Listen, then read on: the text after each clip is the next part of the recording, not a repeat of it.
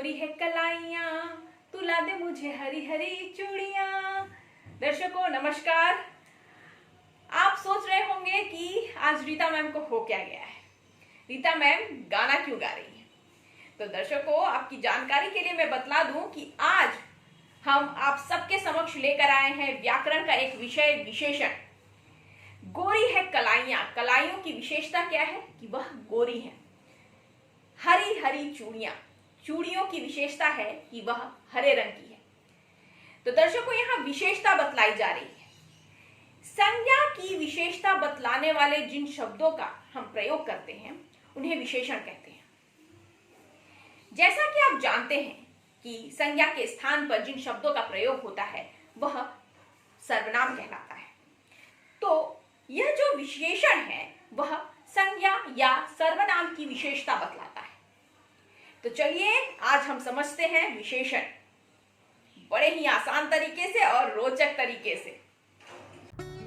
नमस्कार। आज हम पढ़ने वाले हैं व्याकरण का एक महत्वपूर्ण विषय विशेषण यानी एडजेक्टिव।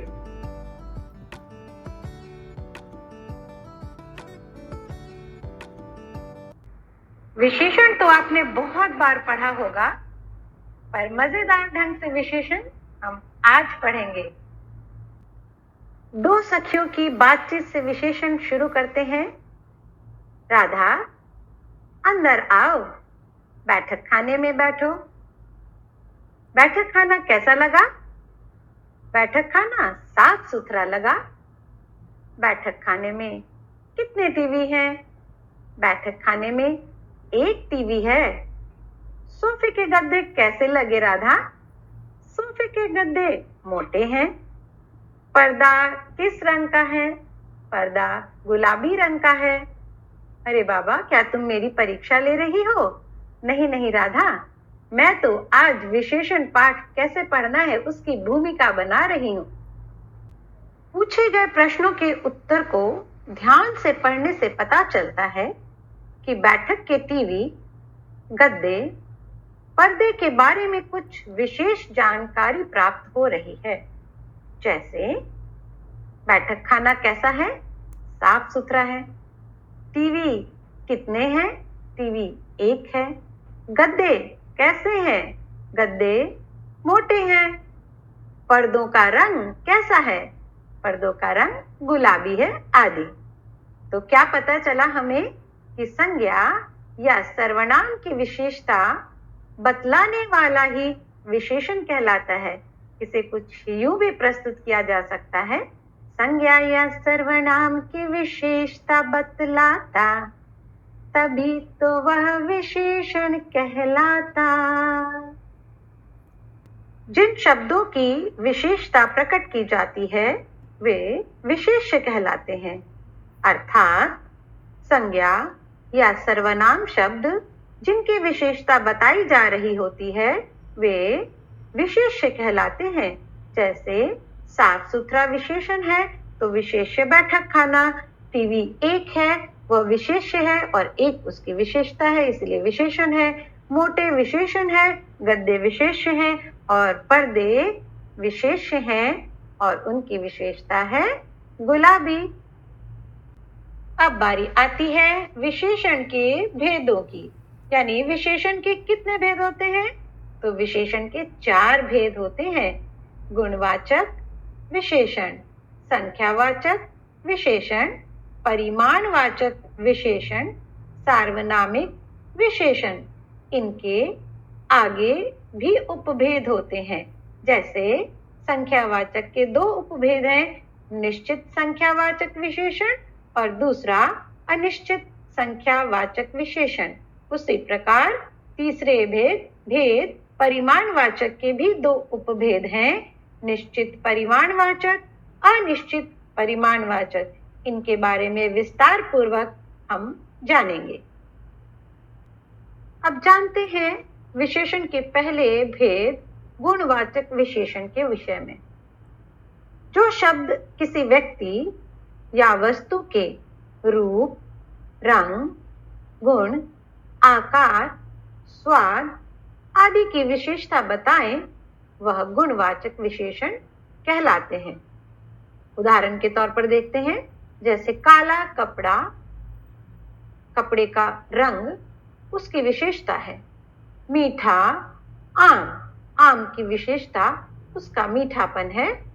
और साहसी सैनिक, यानी सैनिक की विशेषता है कि वह साहसी है। तो आपने देखा यहाँ पर तीनों ही उदाहरणों में रंग, स्वाद और व्यक्तित्व की एक बहादुरी जो है, साहस जो है, उसके विषय में हमें पता चल रहा है। ये सभी संज्ञाओं के गुण हैं। अतः यहाँ पर गुण बताने वाले शब्द गुणवाचक विशेषण के अंतर्गत आएंगे। तो चलिए झटपट देखते हैं कुछ उदाहरण जो कि गुणवाचक विशेषण के अंतर्गत आते हैं। जो गुण: दोष, परिश्रमी, दुष्ट, आलसी। आकार प्रकार संबंधी गुण बताने वाले: छोटी, पतला, मोटा। रूप रंग: गोरा, सांवला। अवस्था, दशा आदि को बताने वाले गुणवाचक विशेषण के उदाहरण हैं: रोगी, अमीर, गरीब। स्वाद और गंध संबंधी: खट्टा, मीठा। स्थान: पहाड़ी, मैदानी। काल: आधुनिक, प्राचीन। स्थिति संबंधी गुण बताने वाले: बाहरी, निचला, ऊपर वाला। दिशा: पूर्वी, पश्चिमी, उत्तरी, दक्षिणी। कोई भी जितनी भी दिशाओं संबंधी जो विशेषता बताते हैं वो दिशा के अंतर्गत आते हैं।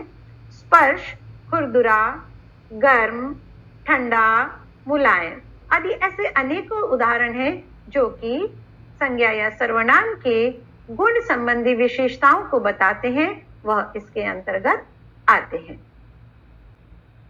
जो संख्या संबंधी विशेषता का बोध करवाता है उसे संख्यावाचक विशेषण कहते हैं। आपने पहले देखा कि संख्यावाचक विशेषण के दो उपभेद हैं: निश्चित संख्यावाचक और अनिश्चित संख्यावाचक। निश्चित संख्यावाचक: जो शब्द संज्ञा या सर्वनाम की निश्चित संख्या बताते हैं उन्हें निश्चित संख्यावाचक विशेषण कहते हैं। जैसे 3 लड़के, तो लड़कियों की निश्चित संख्या 3 है, अतः यहाँ निश्चित संख्यावाचक होगा। 5वां स्थान, यहाँ स्थान के बारे में बताया जा रहा है कि कौन सा स्थान है 5वां, जो कि निश्चित संख्या है, अतः यहाँ निश्चित संख्यावाचक विशेषण है।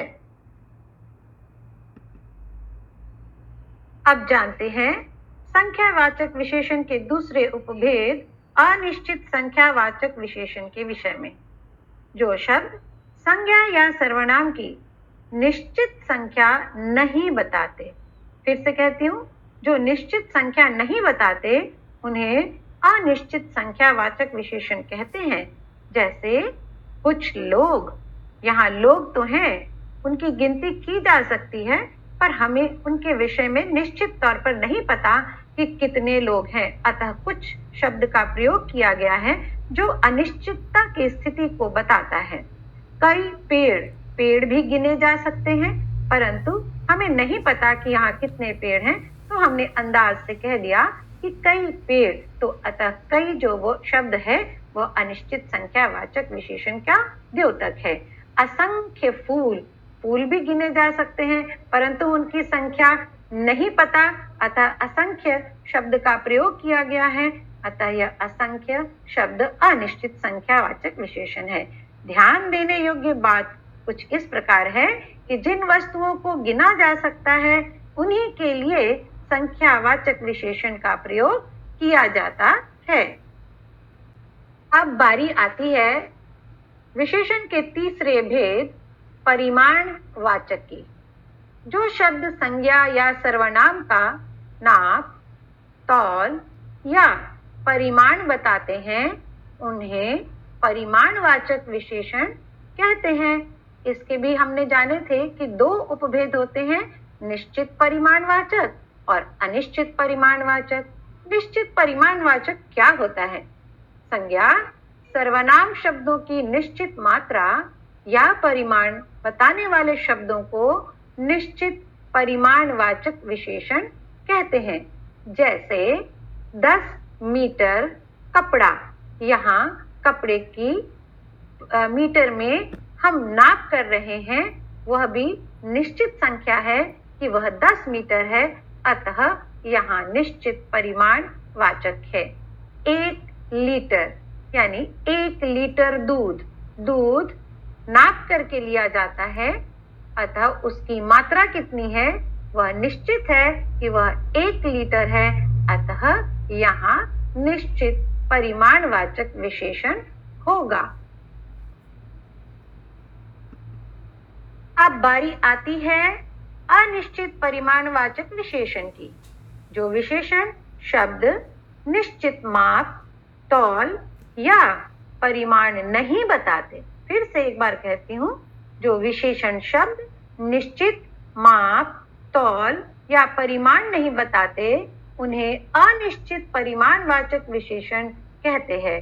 जैसे थोड़ी सी चाय, कुछ किलोमीटर, बहुत सारा पानी आदि। ध्यान देने योग्य बात यह है कि जिन वस्तुओं को गिना नहीं जा सकता बल्कि नापा, मापा या तौला जाता है, उनके लिए परिमाणवाचक विशेषण का प्रयोग किया जाता है। अब हमने ऊपर के उदाहरण में देखा कि चाय गिनी नहीं जा सकती, नाप कर ली जाती है, तो वह क्या है, थोड़ी सी है, और थोड़ी सी कोई निश्चित मात्रा नहीं है, अतः यह अनिश्चित के अंतर्गत आती है। किलोमीटर को हम नाप सकते हैं, परंतु कितने किलोमीटर यह ज्ञात नहीं, तो हमने अंदाज के शब्द कुछ का प्रयोग किया है, अतः कुछ अनिश्चित परिमाणवाचक विशेषण है। उसी प्रकार तीसरे उदाहरण, बहुत सारा पानी में बहुत पानी, हमें पता नहीं है कि 1 गिलास पानी है कि 2 गिलास पानी है, इसे हम माप कर लेते हैं, नाप कर लेते हैं, परंतु हमें उस मात्रा का ज्ञान नहीं है, अतः बहुत शब्द जो है वह अनिश्चित परिमाणवाचक विशेषण का द्योतक है। अब बारी आती है चौथे भेद सार्वनामिक विशेषण की। जो सर्वनाम शब्द संज्ञा से पहले आकर उनकी विशेषता बताते हैं, उन्हें सार्वनामिक विशेषण कहते हैं। जैसे यह कार, वह घर, यह फूल आदि। यह बैग संजय का है। इस साइकिल का मालिक कौन है?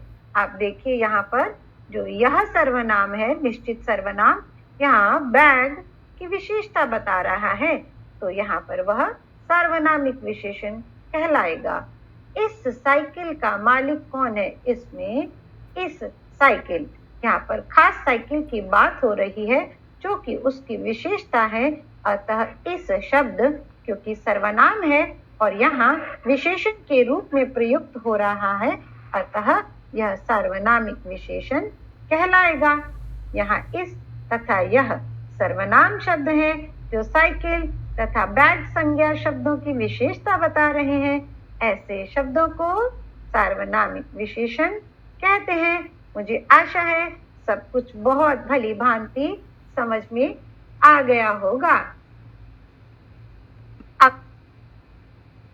अब झटपट सर्वनाम व सार्वनामिक विशेषण में और अंतर साफ तरीके से जानने के लिए देखते हैं कि सार्वनामिक विशेषण संज्ञा शब्दों की विशेषता बताते हैं, जबकि सर्वनाम संज्ञा के स्थान पर प्रयुक्त होते हैं। एक बार फिर से बता रही हूँ कि सर्वनाम शब्द संज्ञा के स्थान पर आते हैं और सार्वनामिक विशेषण संज्ञा शब्दों की विशेषता बताने के लिए प्रयोग में लाए जाते हैं। फिर से उदाहरण एक बताती हूँ, जैसे यह एक सुंदर घर है। यहाँ यह सर्वनाम है क्योंकि यह शब्द घर के लिए आया है। यह घर सुंदर है, यहाँ यह सार्वनामिक विशेषण है क्योंकि यह निश्चित तौर पर घर, उस खास घर के विषय में विशेषता बताने के लिए प्रयुक्त है, अतः यह यहाँ पर सार्वनामिक विशेषण होगा। विशेषण शब्दों संबंधी एक महत्वपूर्ण तथ्य। कुछ मूल शब्द तो मूल रूप से विशेषण होते हैं, जैसे काला, छोटा आदि, किंतु कुछ विशेषण संज्ञा शब्दों में विशेष शब्दांश को जोड़कर बनाए जाते हैं, जैसे मनुष्य संबंधी विशेषण, प्रकृति संबंधी विशेषण, विषय संबंधी विशेषण। उनके कुछ उदाहरण मैं आपको बताना चाहूंगी। जैसे मनुष्य संबंधी विशेषण में संज्ञा शब्द है परिश्रम, उसका विशेषण है परिश्रमी। आलस संज्ञा है आलसी विशेषण। ताकत संज्ञा है ताकतवर विशेषण। दया संज्ञा है दयालु विशेषण। बुद्धि संज्ञा है और बुद्धिमान विशेषण। बल संज्ञा बलशाली विशेषण। अब बारी आती है प्रकृति संबंधी विशेषण की, जैसे चांद चांदनी, गुलाब गुलाबी, हवा हवादार, आसमान आसमानी, इंद्रधनुष इंद्रधनुषीय, पर्वत पर्वतीय। हाँ, अब देखते हैं विषय संबंधी विशेषण। संज्ञा शब्द हैं देश, गुण, मास, धर्म, राष्ट्र और स्थान। इनके विशेषण कैसे बन गए? देश में देशी, गुण से गुणी गुणकारी, मासिक धार्मिक, राष्ट्रीय और स्थानीय। तो आपने देखा, थोड़े से परिवर्तन के साथ संज्ञा शब्दों को विशेषण के रूप में परिवर्तित करके भी हम उन्हें विशेषण बना लेते हैं और वाक्यों में उनका प्रयोग किया जाता है। जी हाँ, अब पाठ समाप्ति की ओर बढ़ चुका है। आपने विशेषण समझ लिया, उसके भेद समझ लिए और कुछ खास बातें जिनको हमने समझाया आपने समझ ली होंगी। अब बारी आती है मूल्यांकन की। अपना मूल्यांकन स्वयं कीजिए। अपना नाम, कक्षा, तिथि और चित्र को देख करके आपको जो भी विशेषण संबंधी प्रश्न पूछे गए हैं उनको कीजिए और अपना मूल्यांकन कीजिए कि आपको विशेषण कितना समझ में आया। धन्यवाद। स्वस्थ रहिए, सुरक्षित रहिए।